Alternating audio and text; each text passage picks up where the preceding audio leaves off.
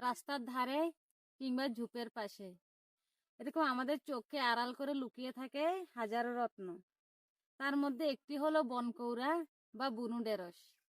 আজ আমি আপনাদের সাথে এই বুনু ঢেঁড়স বা বনকৌড়া নিয়ে আলোচনা করব। এই গাছটির বাংলা নাম হচ্ছে বনকৌড়া বা বুনু ঢেঁড়স, ইংরেজি নাম উইল্ড উকরা। এই বনকৌড়া বা বুনু ঢেঁড়সটি রাস্তার পাশে, ঝোপঝাড়ের পাশে, খেরা আইলের পাশে বেশি জন্মাতে দেখা যায়।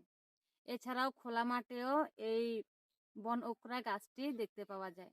এই বনকৌড়া গাছের ফুল সাধারণত গোলাপি কালারের হয়, মাঝখানে একটি লাল আবরণ থাকে। এছাড়াও বনকৌড়া গাছের পাতাকে কিন্তু চুলের প্রাকৃতিক কন্ডিশনারও বলা হয়, কারণ এই গাছের পাতার পেস্ট যদি মাথায় লাগানো হয় তাহলে মাথার চুল ঝলমলে ও মসৃণ হয়, চুল পড়া কমাতে সাহায্য করে এবং চুলের গোড়াকে শক্ত ও মজবুত করতে কিন্তু সাহায্য করে।